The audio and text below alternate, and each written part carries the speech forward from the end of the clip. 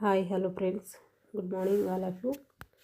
MRL study studio ಚಾನಲ್ಗೆ ತಮಗೆಲ್ಲರಿಗೂ ಸ್ವಾಗತಿಸುತ್ತಾ ಇವತ್ತಿನ ತರಗತಿಯಲ್ಲಿ ದೈಹಿಕ ಶಿಕ್ಷಣ ಶಿಕ್ಷಕರ ಒಂದು ನೇಮಕಾತಿಗೆ ಸಂಬಂಧಪಟ್ಟಂತಹ ಶರೀರ ರಚನಾಶಾಸ್ತ್ರ ಮತ್ತು ಶರೀರ ಕ್ರಿಯಾಶಾಸ್ತ್ರ ಈ ಒಂದು ಲೆಸನ್ಗೆ ಸಂಬಂಧಪಟ್ಟಂತಹ ಈ ಒಂದು ಟಾಪಿಕಲ್ಲಿ ಬರುವಂತಹ ಒಂದೊಂದಾಗಿ ಲೆಸನ್ಗಳನ್ನು ಮಾಡ್ತಾ ಹೋಗೋಣ. ಇದು ಅನಾಟಮಿ ಮೇಲೆ ಇವತ್ತು ಮಾಡ್ತಿರೋದು ಫಸ್ಟ್ ವಿಡಿಯೋ.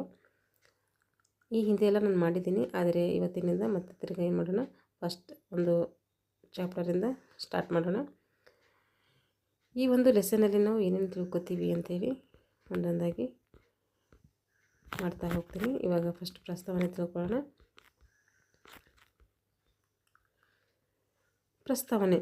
ಅನಾಟಮಿ ಎಂಬ ಪದವು ಅನಾಟೋಮ್ ಎಂಬ ಗ್ರೀಕ್ ಪದದಿಂದ ಬಂದಿದೆ. ಅನಾಟೋಮ್ ಅನ್ನುವಂಥ ಗ್ರೀಕ್ ಪದದಿಂದ ಬಂದಿದೆ. ಹಾಗಾದರೆ ಇದರ ಅರ್ಥ ಏನು ಅಂತಂದರೆ ವಿಚ್ಛೇದನ. ಅದು ಜೀವಿಯ ರಚನೆಯನ್ನು ಅಭ್ಯಸಿಸಲು ಅನುಸರಿಸುವಂತಹ ಒಂದು ವಿಧಾನವಾಗಿರ್ತೈತಿ. ಶರೀರದ ರಚನೆಯನ್ನು ಅಭ್ಯಾಸ ಮಾಡುವಂತಹ ಅಂಗಾಂಶಗಳ ಅಧ್ಯಯನಕ್ಕೆ ಏನಂತೇನೋ ಹಿಸ್ಟಾಲಜಿ ಅಂತೇಳಿ ಕರಿತೀವಿ. ಶರೀರದ ರಚನೆ ಕುರಿತು ಅಧ್ಯಯನ ಮಾಡುವಂಥ ಅಂಗಾಂಶಕ್ಕೆ ಏನಂತೀವಿ, ಹಿಸ್ಟಾಲಜಿ ಅಂತೇಳಿ ಕರಿತೀವಿ. ಇದು ರಚನೆ ಮಾಡ್ತೀವಿ, ಶರೀರ ಯಾವ ರೀತಿ ರಚನೆ ಆಗಿದೆ ಸ್ಟ್ರಕ್ಚರ್ ಬಗ್ಗೆ ಅಧ್ಯಯನ ಮಾಡ್ತೈತಿ. ಅದಕ್ಕಾಗಿ ಇದಕ್ಕೆ ಏನಂತೀವಿ, ಹಿಸ್ಟಾಲಜಿ ಅಂತೇಳಿ ಕರಿತೀವಿ. ಹಾಗಾದರೆ ಜೀವಕೋಶಗಳ ಅಧ್ಯಯನಕ್ಕೆ ಏನಂತ ಕರಿತೀವಿ, ನಮ್ಮ ದೇಹದಲ್ಲಿರುವಂಥ ಜೀವಕೋಶಗಳ ಒಂದು ಅಧ್ಯಯನಕ್ಕೆ ಏನಂತಂದರೆ ಸೈಟಾಲಜಿ ಅಂತೇಳಿ ಕರಿತೀವಿ. ಜೀವಿಗಳ ಭ್ರೂಣದ ಬಗ್ಗೆ ಅಧ್ಯಯನ ಮಾಡೋದಕ್ಕೆ ಏನಂತೀವಿ, ಎಂಬ್ರಿಯಾಲಜಿ ಅಂತೇಳಿ ಕರಿತೀವಿ.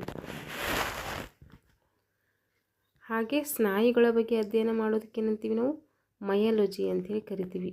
ಸಂದುಗಳ ಬಗ್ಗೆ ಅಧ್ಯಯನ ಮಾಡೋದಕ್ಕೆ ಆರ್ಥ್ರೋಪಾಲಜಿ ಅಂತೇಳಿ ಕರಿತೀವಿ.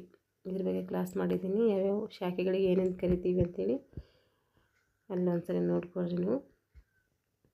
ಸ್ನಾಯುಗಳ ಬಗ್ಗೆ ಅಧ್ಯಯನ ಮಾಡೋದಕ್ಕೆ ಮಯಾಲಜಿ, ಸಂದುಗಳ ಬಗ್ಗೆ ಅಧ್ಯಯನ ಮಾಡೋದಕ್ಕೆ ಆರ್ಥ್ರೋಪಾಲಜಿ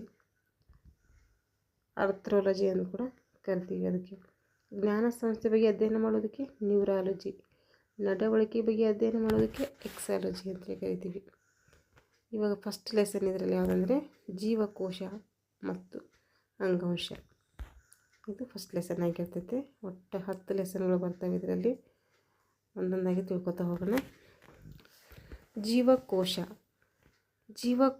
ಎಂಬ ಪದವು ಲ್ಯಾಟಿನ್ ಶಬ್ದದಿಂದ ಬಂದಿದೆ. ಯಾವ ಪದದಿಂದ ಬಂದಿದೆ? ಜೀವಕೋಶ ಅನ್ನುವಂಥ ಪದವು ಲ್ಯಾಟಿನ್ ಪದದಿಂದ ಬಂದಿದೆ.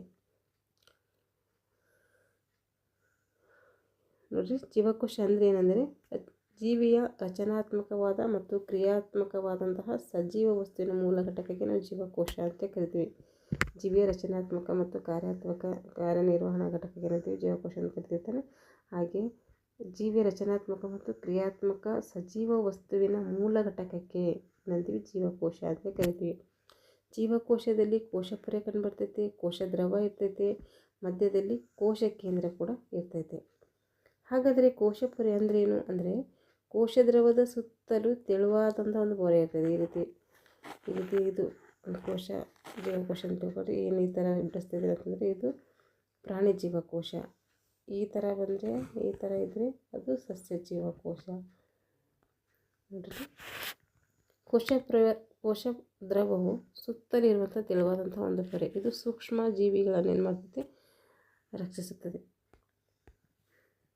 ಕೋಶ ದ್ರವವು ಸುತ್ತಲಿರುವಂಥ ತೆಳುವಾದ ಪೊರೆ, ಇದು ಸೂಕ್ಷ್ಮಾಣುಗಳನ್ನು ರಕ್ಷಿಸುತ್ತದೆ ಮತ್ತು ಬೇಡವಾದ ವಸ್ತುಗಳನ್ನು ಹೊರಸಾಗಿಸುವಂತಹ ಕೆಲಸ ಕೂಡ ಇದು ಕೋಶಪೊರೆ ಮಾಡ್ತೈತೆ. ಇದು ಒಂಥರ ಬಾಡಿ ಗಾರ್ಡ್ ಥರ ಕೆಲಸವನ್ನು ಮಾಡ್ತೈತೆ ಕೋಶಪೊರೆ. ಹಾಗಾದರೆ ಕೋಶ ಕೇಂದ್ರ ಏನು ಮಾಡ್ತೈತೆ ನೋಡಿರಿ, ಜೀವಕೋಶದಲ್ಲಿ ಮುಖ್ಯವಾದಂಥ ಅಂಗ ಇದು ಕೂಡ. ಇದು ಒಳಗಡೆಗೆ ಕ್ರೊಮೆಟಿನ್ ಎಂಬ ತಂತುರೂಪಿ ವಸ್ತು ಇದೆ. ಇದರ ಒಳಗಡೆ ಏನಿದೆ, ಕ್ರೊಮೆಟಿನ್ ಅನ್ನುವಂತಹ ತಂತು ವಸ್ತು ಕಂಡುಬರ್ತೈತೆ. ಅಂತರ ಪ್ರದ್ರವ್ಯ ಜಾಲಕ. ಕೋಶ ದ್ರವದ ಆಂತರಿಕ ಪೊರೆಗಳ ವ್ಯೂಹ ಜಾಳಿಗೆ ರೂಪದಲ್ಲಿರುತ್ತದೆ. ಕೋಶ ದ್ರವದ ಆಂತರಿಕ ಪೊರೆಗಳ ವ್ಯೂಹ ಜಾಳಿಗೆ ರೂಪದಲ್ಲಿರುತ್ತದೆ. ಈ ಜಾಳಿಗೆಯ ಮೇಲೆ ಕ್ರೋಮೋಸೋಮ್ ಮತ್ತು ರೈಬೋಸೋಮ್ ಎಂಬ ಕಣಗಳಿವೆ. ಈ ಜಾಳಿಗೆಯ ಮೇಲೆ ಕ್ರೋಮೋಸೋಮ್ ಮತ್ತು ರೈಬೋಸೋಮ್ ಎಂಬ ಕಣಗಳು ಕಂಡುಬರ್ತವೆ. ಅದರಿಂದ ಇವು ಒರಟಾಗಿ ಕಾಣುತ್ತವೆ. ಈ ಕಣದಲ್ಲಿ RNA, ರೈಬೋಸ್ ನ್ಯೂಕ್ಲಿಕ್ ಆ್ಯಸಿಡ್ ಧಾರಾಳವಾಗಿರ್ತದೆ. ಇದು ಪ್ರೋಟೀನಿನ ಸಂಯೋಜನೆಗೆ ಸಹಾಯಕಾರಿಯಾಗಿದೆ. ಅಂತರ್ಪ್ರದರ್ಭ ಚಾಲಕ ಕೋಶದ್ರವದ ಆಂತರಿಕ ಪೊರೆಗಳ ವ್ಯೂಹ ರೂಪದಲ್ಲಿ ಇರ್ತೈತೆ. ಈ ಜಾಳಿಗೆಯ ಮೇಲೆ ಮೈಕ್ರೋಸೋಮ್ಗಳು ಕಂಡುಬರ್ತವೆ. ಎಂಡೋಪ್ಲಾಸ್ಮಿಕ್ ರೆಟಿಕ್ಯುಲಮ್ ಅಂತ ಕರಿತೀವಿ. ಇದರ ಒಳಗಡೆ ಏನು ಬರ್ತೈತೆ, ಜಾಳಿಗೆ ರೂಪದಲ್ಲಿ ಮೈಕ್ರೋಸೋಮ್ ಮತ್ತು ರೈಬೋಸೋಮ್ ಎಂಬ ಕಣಗಳು ಕಂಡುಬರ್ತವೆ. ಆದ್ದರಿಂದ ಇವು ಒರಟಾಗಿ ಕಾಣ್ತವೆ. ಇದರಲ್ಲಿ RNA ಕೂಡ ಕಂಡುಬರ್ತೈತೆ. RNA ಹೆಚ್ಚಾಗಿರ್ತೈತೆ. RNA ಅಂದರೆ ಏನಂದರೆ ರೈಬೋಸ್ ನ್ಯೂಕ್ಲಿಕ್ ಆ್ಯಸಿಡ್. ಇದು ಪ್ರೋಟೀನ್ನ ಸಂಯೋಜನೆಗೆ ಏನು ಮಾಡ್ತೈತೆ, ಸಹಾಯ ಮಾಡ್ತೈತೆ. ನೆಕ್ಸ್ಟ್ ಬಂದುಬಿಟ್ಟು ಸೆಂಟ್ರೋಸೋಮ್ಸ್.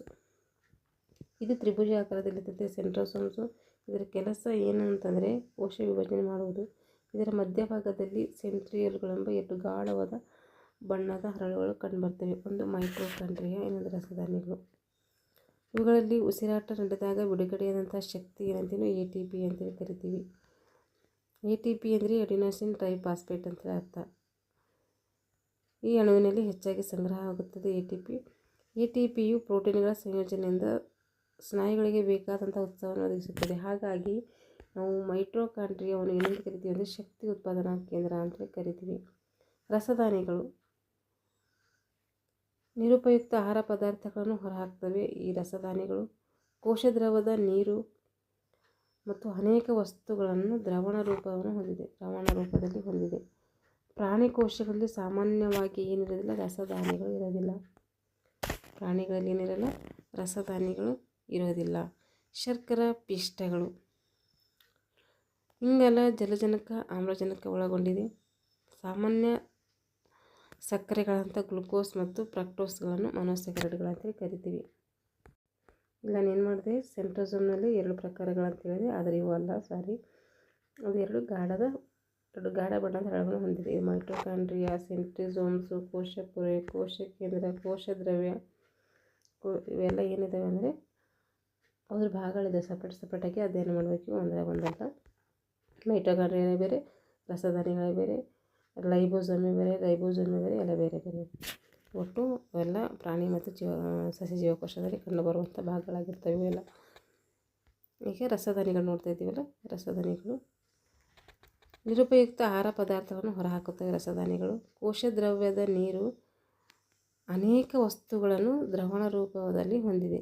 ಪ್ರಾಣಿಗಳಲ್ಲಿ ಸಾಮಾನ್ಯವಾಗಿ ಏನಿರೋದಿಲ್ಲ, ರಸಧಾನಿಗಳು ಇರಲ್ಲ. ಪ್ರಾಣಿಗಳಲ್ಲಿ ಯಾವುದಿರಲ್ಲ ಅಂತ ಕೇಳ್ತಾರೆ, ರಸಧಾನಿ ಇರೋದಿಲ್ಲ. ನೆನ್ಪಿಟ್ಕೊಳ್ಬೇಕು, ಇದು XML ಆಗುತ್ತೆ. ಈಗ ಶರ್ಕರ ಪಿಷ್ಟಗಳು ಇಂಗಾಲ, ಜಲಜನಕ, ಆಮ್ಲಜನಕಗಳನ್ನು ಒಳಗೊಂಡಿದೆ. ಶರ್ಕರ ಪಿಷ್ಟವನ್ನು ಒಳಗೊಂಡಿದೆ, ಇಂಗಾಲ ಒಳಗೊಂಡಿದೆ, ಜಲಜನಕ, ಆಮ್ಲಜನಕವನ್ನು ಒಳಗೊಂಡಿದೆ. ಸಾಮಾನ್ಯ ಸಕ್ಕರೆಗಳಂತ ಹೇಳಿ ಗ್ಲುಕೋಸ್ ಮತ್ತು ಫ್ರಕ್ಟೋಸ್ಗಳನ್ನು ಮೊನೊಸ್ಯಾಕರೈಡ್ಗಳಂತ ಕರಿತೀವಿ. ನೋಡಿರಿ, ಸಾಮಾನ್ಯ ಸಕ್ಕರೆಗಳಾದಂತಹ ಗ್ಲುಕೋಸ್ ಆಗಿರ್ಬೋದು, ಫ್ರಕ್ಟೋಸ್ ಆಗ್ಬೋದು, ಇವಕ್ಕೆ ನಾವು ಮೊನೊಸ್ಯಾಕರೈಡ್ಗಳಂತೇಳಿ ಕರಿತೀವಿ. ನೆನ್ಪಿಟ್ಕೊಳ್ಬೇಕು, ಇಂಪಾರ್ಟೆಂಟ್ ಇದನ್ನು. ಸಸಾರಜನಕಗಳು ಜೀವ ದ್ರವ್ಯದಲ್ಲಿ ಹೇರಳವಾಗಿ ಕಂಡುಬರ್ತವೆ. ಸಸಾರಜನಕಗಳು ಕ್ರೋಮ್ಯಾಟಿನ್ ಮತ್ತು ರೈಬೋಸೋಮ್ಗಳು ಸಸಾರಜನಕವನ್ನು ಹೊಂದಿವೆ. ಜೀವದ್ರವ್ಯದಲ್ಲಿ ಹೇರಳವಾಗಿ ಸಸಾರಜನಕಗಳು ಕಂಡುಬರುತ್ತವೆ. ಕ್ರೋಮ್ಯಾಟಿನ್ ಮತ್ತು ರೈಬೋಸೋಮ್ಗಳು ಸಸಾರಜನಕವನ್ನು ಹೊಂದಿವೆ. ಉಸಿರಾಟಕ್ಕೆ ಸಂಬಂಧಿಸಿದ ಅನೇಕ ಕಿಣ್ವಗಳು ಮೈಟೊಕಾಂಡ್ರಿಯಾದಲ್ಲಿ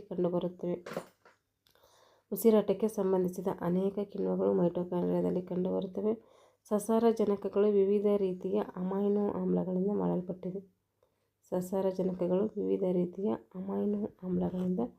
ಮಾಡಲ್ಪಟ್ಟಿದೆ.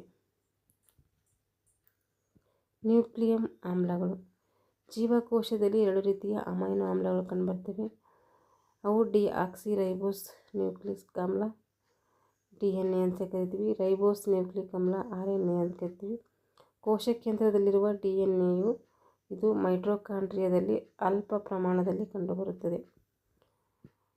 ಕೋಶ ಕೇಂದ್ರದಲ್ಲಿರುವಂತಹ DNAಯು ಮೈಟೊಕಾಂಡ್ರಿಯಾದಲ್ಲಿ ಅಲ್ಪ ಪ್ರಮಾಣದಲ್ಲಿ ಏನಾಗುತ್ತೆ, ಕಂಡುಬರ್ತದೆ. DNA ಮತ್ತು RNAಗಳು ನ್ಯೂಕ್ಲಿಯೋಟೈಡ್ಗಳಿಂದ ಮಾಡಲ್ಪಟ್ಟಿವೆ. ಅವು 3 ಭಾಗಗಳನ್ನು ಹೊಂದಿವೆ. ಒಂದು ಸಕ್ಕರೆ, ಫಾಸ್ಫರಿಕ್ ಆಮ್ಲ ಮತ್ತು ಸಾರಜನಕ. DNAದಲ್ಲಿ ಡಿಆಕ್ಸಿರೈಬೋಸ್, RNAದಲ್ಲಿ ರೈಬೋಸ್ ಸಕ್ಕರೆ ಇರ್ತೈತೆ. DNAದಲ್ಲಿ ಡಿಆಕ್ಸಿರೈಬೋಸ್ ಇದ್ದರೆ RNAದಲ್ಲಿ ರೈಬೋಸ್ ಇರ್ತೈತೆ.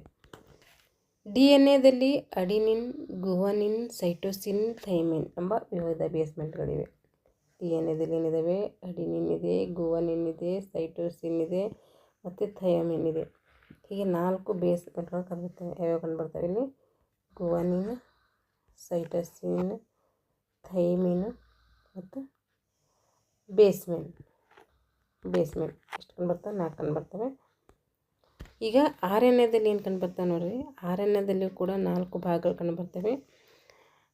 ಅವರಲ್ಲಿ 3 ಏನಿರ್ತವೆ? ಸೇಮ್ ಇರ್ತವೆ. 4 ಅದಾವೆ ಇವು.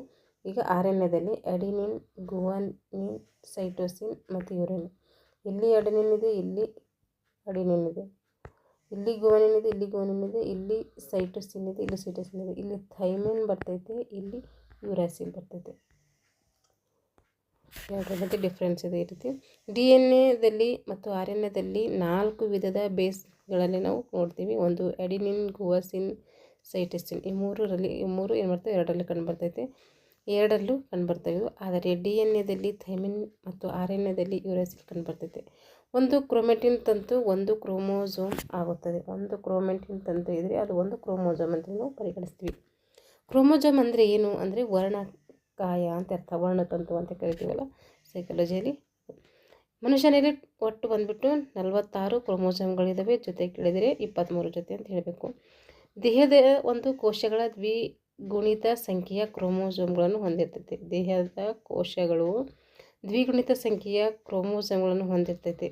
ಪೂಲೆ ಕ್ರೋಮೋಸೋಮ್ ಸೆಂಟ್ರಿಮಿಯರ್ ಎಂಬ ಒಂದು ಚಿಕ್ಕ ಕಾಯವನ್ನು ಹೊಂದಿದೆ.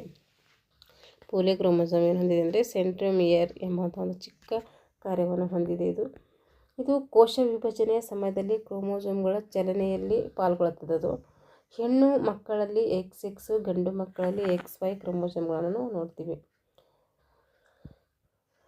ಹೆಣ್ಣಿನಲ್ಲಿ ಏನಿರುತ್ತೆ? XX ಇರ್ತೈತೆ, ಗಂಡಿನಲ್ಲಿ ಏನಿರುತ್ತೆ? XY ಇರ್ತೈತೆ. ಗಂಡು ಮತ್ತು ಹೆಣ್ಣು ಅಂತ ಹೇಳಿ ಲಿಂಗ ನಿರ್ಧಾರ ಆಗುವುದು ಗಂಡಿನ ವರ್ಣತಂತುವಿನಿಂದ. ಈಗ ಕೋಶ ವಿಭಜನೆಯಲ್ಲಿ ಮುಖ್ಯವಾಗಿ ನಾವು 2 ಪ್ರಕಾರಗಳನ್ನು ನೋಡ್ತೀವಿ. ಒಂದು ಮೈಟೋಸಿಸ್ ಕೋಶ ವಿಭಜನೆ, ಇನ್ನೊಂದು ಮೈಯೋಸಿಸ್ ಕೋಶ ವಿಭಜನೆ. ಮೈಟೋಸಿಸ್ ಇದರಲ್ಲಿ ಒಂದು ಪ್ರೋಪೇನ್ ಇರ್ತೈತೆ, ಪ್ರೋಫೇಸ್, ಮೆಟಾಫೇಸ್, ಅನಾಫೇಸ್, ಟೆಲೋಫೇಸ್ ಎಂಬ 4 ಭಾಗಗಳಿವೆ. ಇದರಲ್ಲಿದು ಮೈಟೋಸಿಸ್ನಲ್ಲಿ prophase, metaphase, anaphase, telophase total 4 ಭಾಗಗಳಿರ್ತವೆ. ಹಾಗೆ ಮಿಯೋಸಿಸ್ನಲ್ಲಿ ಇದು ಲೈಂಗಿಕ ವಂಶವೃದ್ಧಿಯ ಸಮಯದಲ್ಲಿ ಗಂಡು ಲಿಂಗಕೋಶವು ಅಂದರೆ ವೀರ್ಯಾಣು ಹೆಣ್ಣು ಲಿಂಗಕೋಶದೊಡನೆ ಅಂದರೆ ಅಂಡಕ್ಕೆ ಕೂಡಿಕೊಂಡು ಯುಗ್ಮವು ಏನಾಗ್ತೈತೆ? ಉಂಟಾಗ್ತೈತೆ. ಲೈಂಗಿಕ ವಂಶಾಭಿವೃದ್ಧಿಯಲ್ಲಿ ಗಂಡು ಲಿಂಗಕೋಶವು ಅಂದರೆ ವೀರ್ಯಾಣು ಹೆಣ್ಣು ಲಿಂಗಕೋಶ ಅಂಡಕದೊಂದಿಗೆ ಕೂಡಿಕೊಂಡು ಯುಗ್ಮ ಉಂಟಾಗ್ತೈತೆ. ಯುಗ್ಮವು ಹೊಸ ಜೀವಿಯಾಗಿ ಬೆಳೀತೈತೆ. ಯುಗ್ಮ ಏನು ಮಾಡ್ತೈತೆ? ಹೊಸ ಜೀವಿಯಾಗಿ ಬೆಳೀತೈತೆ. ಯುಗ್ಮವು ಪಿತೃಕೋಶಗಳಲ್ಲಿರುವುದರ 2 ಪಟ್ಟು ಕ್ರೋಮೋಸೋಮ್ಗಳನ್ನು ಪಡೆಯುತ್ತದೆ. ಯುಗ್ಮವು ಪಿತ್ತಕೋಶಗಳಲ್ಲಿರುವುದರ 2 ಪಟ್ಟು ಕ್ರೋಮೋಸೋಮ್ಗಳನ್ನು ಅದು ಪಡೀತದೆ. ಗಂಡು ವೀರ್ಯಾಣು ಮತ್ತು ಹೆಣ್ಣು ಲಿಂಗಾಣುವು ಪ್ರತಿಯೊಂದು 46 ಕ್ರೋಮೋಸೋಮ್ಗಳನ್ನು ಹೊಂದಿದರೆ, ಗಂಡು ವೀರ್ಯಾಣು ಮತ್ತು ಹೆಣ್ಣು ಅಂಡಾಣುವು ಪ್ರತಿಯೊಂದು ಏನು ಮಾಡ್ತದೆ? 46 ಕ್ರೋಮೋಸೋಮ್ಗಳನ್ನು ಹೊಂದಿದರೆ ಯುಗ್ಮದಿಂದ ಬೆಳೆಯುವಂಥ ಮಗು ಏನು ಮಾಡ್ತದೆ? 96 ಏನು ಪಡ್ಕೊತೈತೆ? ಅದು ಕ್ರೋಮೋಸೋಮ್ಗಳನ್ನು ಪಡ್ಕೊತೈತೆ. ಏಕೆಂದರೆ ಇಲ್ಲಿ ಯುಗ್ಮ ನೋಡ್ರಿ, ಗಂಡು ವೀರ್ಯಾಣು ಮತ್ತು ಹೆಣ್ಣು ಲಿಂಗಾಣು ಪ್ರತಿಯೊಂದು ಏನು ಮಾಡಿದೆ? 46 ಹೊಂದಿದ್ದಾವೆ. ಆ ಒಂದು 46 ಕ್ರೋಮೋಸೋಮ್ಗಳನ್ನು ಹೊಂದಿದರೆ ಯುಗ್ಮವು ಬೆಳೆಯುವ ಮಗು ಏನಾಗ್ತದೆ? 92 ಏನು ಮಾಡ್ತದೆ? ಕ್ರೋಮೋಸೋಮ್ಗಳನ್ನು ಪಡೆದ ಅಂದರೆ 46 ಜೊತೆಯಲ್ಲಿ ಪಡ್ಕೊಳ್ತೈತೆ. ಆದರೆ ಈ ಸಂಖ್ಯೆಯು ಪ್ರತಿ ತಲೆಮಾರಿನಲ್ಲಿ ಸಂಭವಿಸೋದಿಲ್ಲ. ಇದೇ ರೀತಿ ಪ್ರತಿ ತಲೆಮಾರಿ ಸಂಭವಿಸೋದಿಲ್ಲ. ಎಲ್ಲ ಮನುಷ್ಯನೂ 46 ಕ್ರೋಮೋಸೋಮ್ಗಳು ಮಾತ್ರ ಪಡೆದಿರ್ತಾನೆ.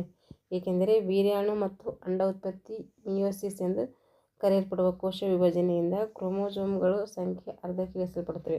ಅದರಿಂದ ಮಿಯೋಸಿಸ್ ಅನ್ನು ನಾವು ಏನಂತೀವಿ? ಸಂಖ್ಯಾ ಕ್ಷೀಣ ವಿಭಜನೆ ಅಂತೇಳಿ ಕರಿತೀವಿ. ಈಗ ಟೋಟಲ್ ಇಷ್ಟು ನಾವು ಜೀವಕೋಶದ ಬಗ್ಗೆ ತಿಳ್ಕೊಂಡು ಈಗ ಅಂಗಾಂಶಗಳು ಟಿಶ್ಯೂಸ್ ಅಂತೇಳಿ ಕರಿತೀವಿ.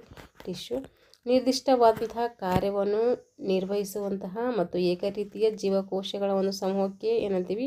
ಅಂಗಾಂಶಗಳು ಅಂತೇಳಿ ಕರಿತೀವಿ.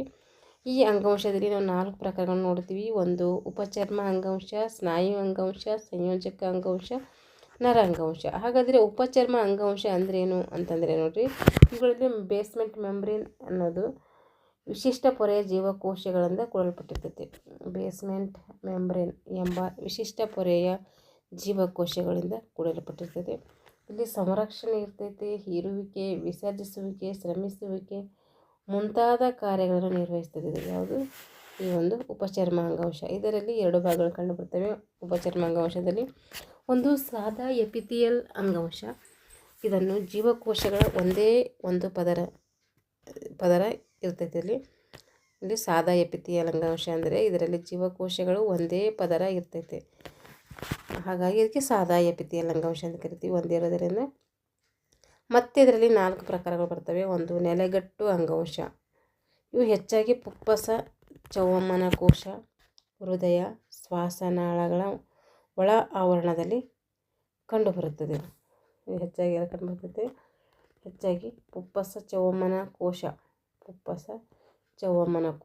ಹೃದಯ, ರಕ್ತನಾಳಗಳ ಒಳ ಆವರಣದಲ್ಲಿ ಕಂಡುಬರುತ್ತದೆ. ಅನಿಲಗಳ ವಿನಿಮಯ, ರಕ್ತದಿಂದ ಇತರ ವಸ್ತುಗಳ ಸೂಸುವಿಕೆ ಕಾರ್ಯಗಳನ್ನು ನಿರ್ವಹಿಸುತ್ತದೆ. ಇವು ಹೆಚ್ಚಾಗಿ ಪುಪ್ಪಸ, ಚೌವಮ್ಮನ ಕೋಶದಲ್ಲಿ ಕಂಡುಬರ್ತೈತೆ. ಹೃದಯ, ರಕ್ತನಾಳ ಒಳ ಆವರಣದಲ್ಲಿ ಕಂಡುಬರುತ್ತದೆ. ಯಾವುದು? ನೆಲೆಗಟ್ಟು ಅಂಗಾಂಶ. ಅನಿಲಗಳ ವಿನಿಮಯ ಮತ್ತು ರಕ್ತದಿಂದ ಇತರ ವಸ್ತುಗಳ ಸೋಸುವಿಕೆ ಕಾರ್ಯವನ್ನು ಇಲ್ಲಿ ನಡೀತದೆ. ಈಗ ಸ್ತಂಭಾಕಾರದ ಎಪಿಥಿಯಲ್ ಅಂಗಾಂಶ. ಇವು ಹೆಂಗಿರ್ತವೆ ನೋಡ್ರಿ, ಇವು ಎತ್ತರ ಅಗಲಕ್ಕಿಂತ ಹೆಚ್ಚಾಗಿವೆ. ಅಂದರೆ ಹೈಟ್ ಇರ್ತವೆ ಅಂತ ಅರ್ಥ. ಎತ್ತರ ಕಡಿಮೆ ಇರ್ತದೆ, ಅದು ಹೈಟ್ ಹೆಚ್ಚಿರ್ತದೆ, ಅಗಲ ಏನಿರ್ತದೆ ಕಡಿಮೆ ಇರ್ತದೆ. ಅಗಲಕ್ಕಿಂತ ಏನಾಗಿದೆ? ಎತ್ತರ ಹೆಚ್ಚಾಗಿದೆ. ಇವು ಹೆಚ್ಚಾಗಿ ಗ್ರಂಥಿಗಳ ಹೊರ ಮಾರ್ಗದ ಹತ್ತಿರ ಕಂಡುಬರ್ತವೆ. ಪಿತ್ತಾಶಯ, ಜೀರ್ಣೇಂದ್ರಿಯಗಳ ಒಳಭಾಗ ಮತ್ತು ಮೂತ್ರೇಂದ್ರಿಯಗಳ ಒಳ ಮಗ್ಗಲಿಗೆ ಕಾಣ್ತವೆ. ಇವು ಹೆಚ್ಚಾಗಿ ಹೊರ ಒಂದು ಮಾರ್ಗದ ಹತ್ತಿರ ಪಿತ್ತಾಶಯ, ಜೀರ್ಣೇಂದ್ರಿಯಗಳ ಒಳಭಾಗ ಮತ್ತು ಮೂತ್ರೇಂದ್ರಿಯಗಳ ಒಳಮಗ್ಗಲಿಗೆ ಕಂಡುಬರ್ತವೆ. ವಿವಿಧ ವಸ್ತುಗಳ ಹೀರುವಿಕೆ ಮತ್ತು ಶ್ರಮಿಸುವಿಕೆಯಲ್ಲಿಯೂ ಸಹಾಯ ಮಾಡ್ತವೆ. ವಿವಿಧ ವಸ್ತುಗಳ ಹೀರುವಿಕೆ ಮತ್ತು ಶ್ರಮಿಸುವಿಕೆಯಲ್ಲಿ ಏನು ಮಾಡ್ತವೆ? ಕೆಲಸವನ್ನು ಮಾಡ್ತವೆ. ಈ ಘನಾಕಾರದ ಎಪಿಥಿಯಲ್ ಅಂಗಾಂಶ. ಈ ಅಂಗಾಂಶದ ಜೀವಕೋಶಗಳು ಏನಾಗಿರ್ತವೆ? ಘನಾಕೃತಿಯಾಗಿದ್ದು ಒಂದೇ ಪದರಿನಲ್ಲಿ ಜೋಡಿಸಿಕೊಂಡಿವೆ. ಈ ಅಂಗಾಂಶದ ಜೀವಕೋಶಗಳು ಘನಾಕೃತಿಯಾಗಿದ್ದು ಒಂದೇ ಪದರಿನಲ್ಲಿ ಏನಾಗಿದೆ? ಜೋಡಿಸಿಕೊಂಡಿದೆ. ಇವು ಕವಲೊಡೆದ ಶ್ವಾಸನಾಳಗಳು. ಇವು ಏನಾಗಿದ್ದಾವೆ? ಕವಲೊಡೆದ ಶ್ವಾಸನಾಳಗಳು. ಲಾಲಗ್ರಂಥಿ, ಥೈರಾಯ್ಡ್ ಗ್ರಂಥಿಗಳಲ್ಲಿ ಇದು ಕಂಡುಬರ್ತೈತೆ.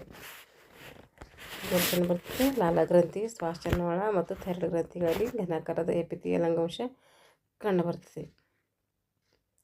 ಈಗ ಲೋಮಂಗ ಸಹಿತ ಎಪಿಥಿಯಲ್ ಅಂಗಾಂಶ. ಇವುಗಳ ಒಂದು ತುದಿಗೆ ಕೂದಲಿನಂತಹ ಅವಯವಗಳಿರ್ತವೆ. ಇವುಗಳನ್ನು ಸಿಲಿಯಾ ಅಂತೇಳಿ ಕರಿತೀವಿ.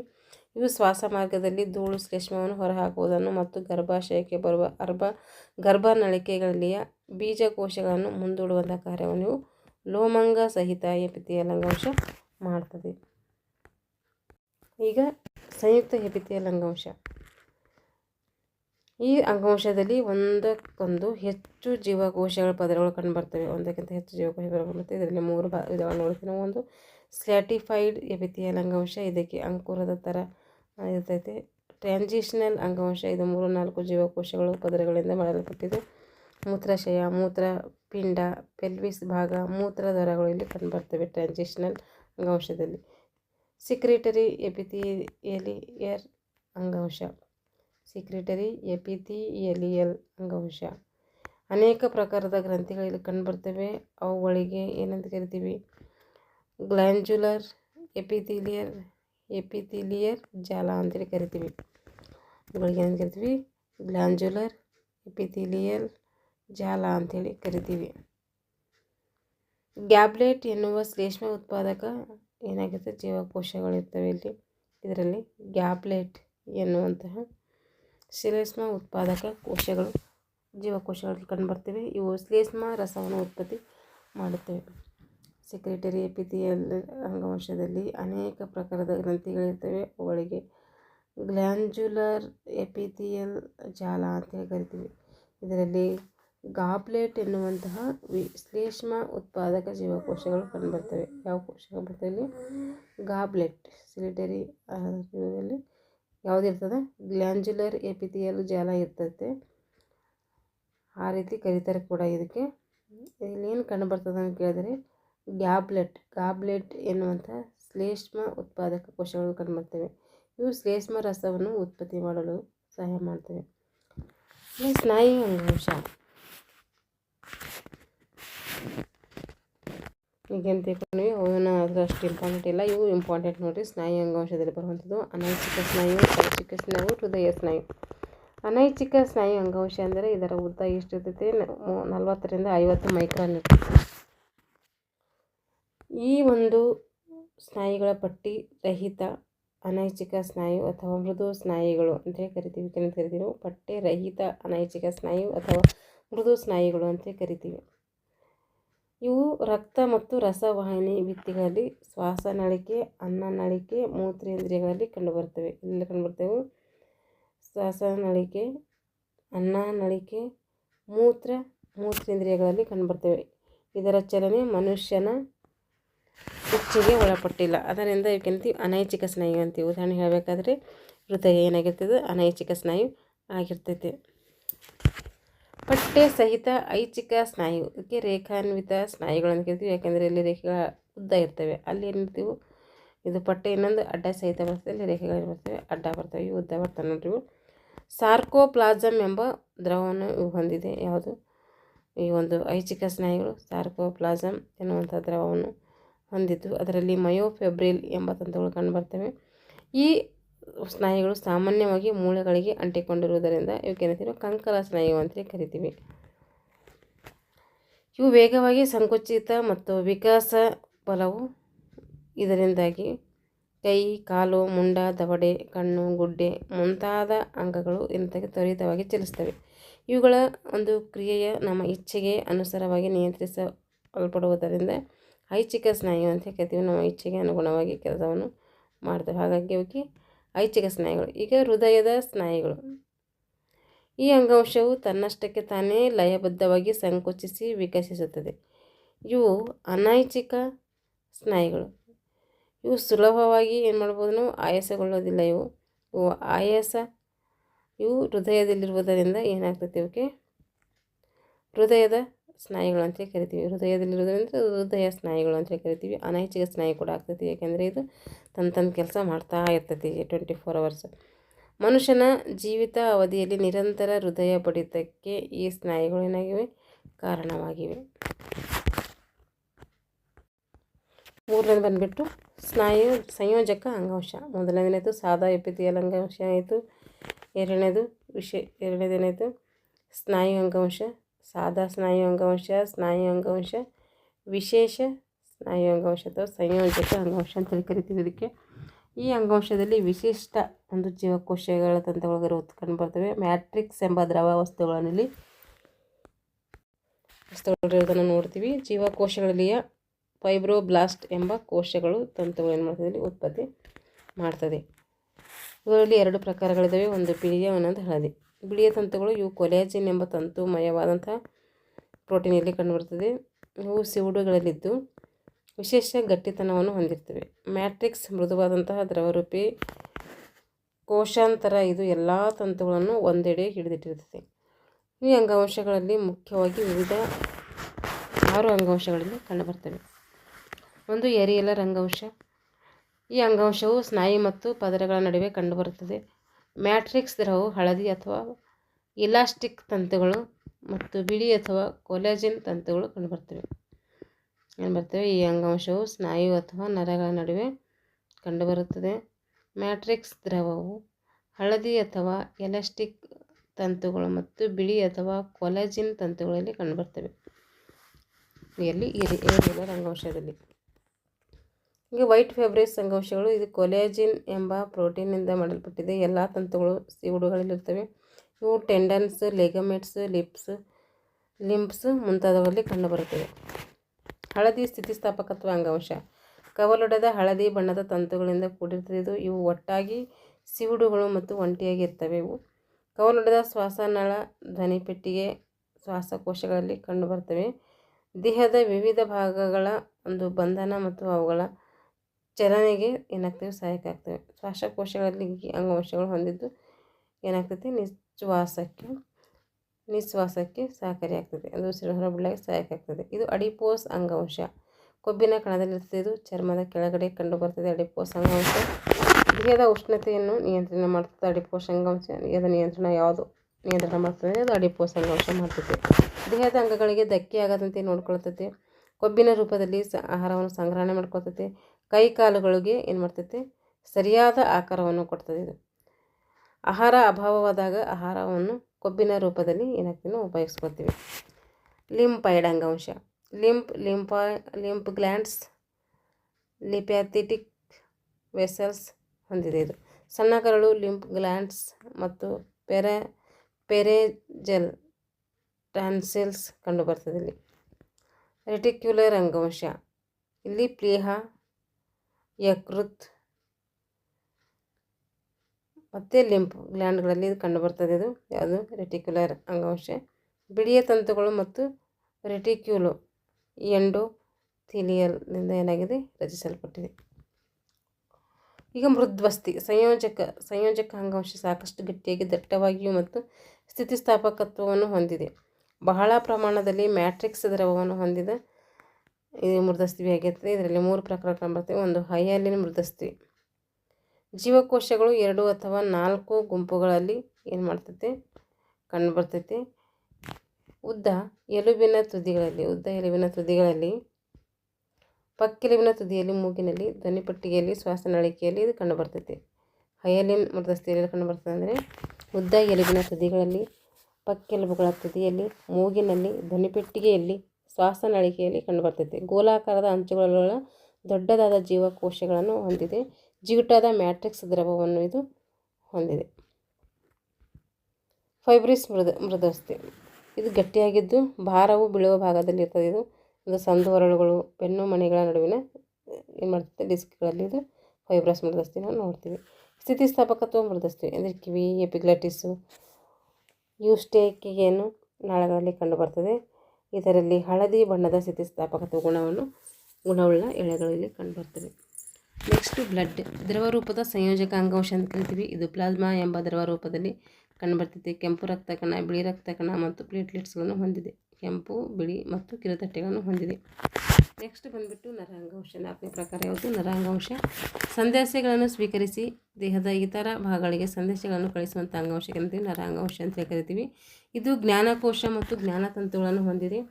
ಹಾಗೂ ನ್ಯೂರೋಗ್ಲಿಯಾ ಎನ್ನುವಂಥ ವಿಶಿಷ್ಟ ಸಂಯುಕ್ತ ಜಾಲವು ಕೂಡ ಕಂಡುಬರ್ತದೆ. ಇಲ್ಲಿ ನ್ಯೂರಾನಿನ ಜ್ಞಾನಕೋಶ, ಇದು ನರೆ ಬಣ್ಣದ ವಸ್ತುವಿನಿಂದ ಮಾಡಲ್ಪಟ್ಟಿದೆ. ಇದು ಯಾವುದು, ನ್ಯೂರಾನ್ ಜ್ಞಾನಕೋಶ. ಇದು ನರ ಅಂಗಾಂಶದ ರಚನೆ ಮತ್ತು ಕಾರ್ಯದ ಘಟಕವಾಗಿದೆ. ದೊಡ್ಡದಾದ ಕೋಶ ಕೇಂದ್ರವನ್ನು ಹೊಂದಿದೆ. ಇದರಲ್ಲಿ ಕ್ರೋಮ್ಯಾಟಿನ್ ಕಡಿಮೆಯಾಗಿ ನೋಡ್ರಿ, ಇದರಲ್ಲಿ ಕ್ರೋಮ್ಯಾಟಿನ್ ಕಡಿಮೆ ಇದ್ದು ಕ್ರೋಮೋಸೋಮ್ಗಳು ಇರೋದಿಲ್ಲ. ಕ್ರೋಮ್ಯಾಟಿನ್ ಕಡಿಮೆ ಇರ್ತದೆ, ಅದಕ್ಕೆ ಕ್ರೋಮೋಸೋಮ್ಗಳು ಇಲ್ಲಿ ಇರೋದಿಲ್ಲ. ಇದರಲ್ಲಿ ತಂತುಮಯವಾದಂತಹ 2 ಶಾಖೆಗಳು ಕಂಡುಬರ್ತವೆ. ಇವು ಯಾವ 2 ಶಾಖೆಗಳಂದರೆ ಡೆಂಡ್ರನ್, ಆಕ್ಸನ್.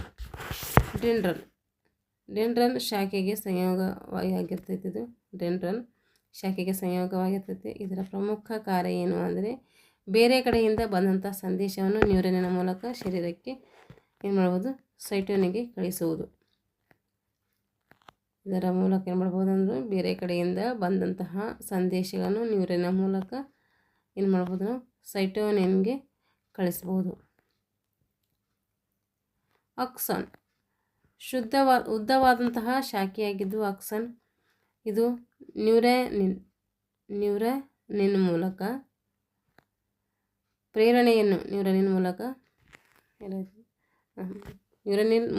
ಬಂದಂತಹ ಪ್ರೇರಣೆಯನ್ನು ಡೆಂಡ್ರನ್ಗೆ ಕಳಿಸುತ್ತದೆ.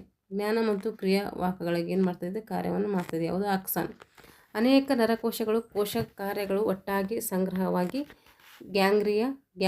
ಗ್ಯಾಂಗ್ಲಿಯವಾಗುತ್ತದೆ. ನರ ಅಂಗಾಂಶವು ಗ್ಯಾಂಗ್ಲಿಯಗಳು ಮತ್ತು ನರಗಳಿಂದ ಮಾಡಲ್ಪಟ್ಟಿದೆ. ನರ ಅಂಗಾಂಶಗಳಿಂದ ಮಾಡಲ್ಪಟ್ಟಿದೆ ಅಂತ ಕೇಳ್ತಾರೆ. ಗ್ಯಾಂಗ್ಲಿಯ ಮತ್ತು ನರಗಳಿಂದ ಮಾಡಲ್ಪಟ್ಟಿದೆ. ಇಲ್ಲಿ ಇಷ್ಟು ಏನಾಯಿತು, ಜೀವಕೋಶದ ಸಂಬಂಧಪಟ್ಟಂತಹ ವಿವಿಧ ಹಿನ್ನೆಲೆಗಳ ಬಗ್ಗೆ ನಾವು ತಿಳ್ಕೊಂಡಿದ್ದೀವಿ. ನೆಕ್ಸ್ಟ್ ಟಾಪಿಕ್ ನಮಗೆ ಎಲ್ಲಿಂದ ಇಂಪಾರ್ಟೆಂಟ್ ಇರ್ತದೆ, ಅಸ್ಥಿ ಸಂಸ್ಥೆ, ಸಂದುಗಳು, ಸ್ನಾಯುಗಳು, ಇವೆಲ್ಲ ನಮಗೆ ವೆರಿ ಇಂಪಾರ್ಟೆಂಟ್ ಆಗಿರ್ತೈತೆ. ಇದು ಸ್ವಲ್ಪ ಬೇಸಿಕ್ ಥರ ಇದಕ್ಕೆ ಆಗಿರ್ತದೆ. ಇದು ಇದರಲ್ಲಿ ಹೃದಯ, ಇದು ಅನೈಚ್ಛಿಕ ಐಚ್ಛಿಕ ಹೃದಯ ಸ್ನಾಯುಗಳ ಬಗ್ಗೆ ಸ್ವಲ್ಪ ಇಂಪಾರ್ಟೆಂಟ್ ಇದೆ, ನೋಡ್ಕೊಳ್ರಿ. ಯಾವ್ಯಾವ ಶಾಸ್ತ್ರಕ್ಕೆ ಅಂತ ತಿಳಿಸಲ್ಪಟ್ಟಿದ್ದಾರೆ ಅದನ್ನು ಕೂಡ ನೋಡ್ಕೊಳ್ರಿ.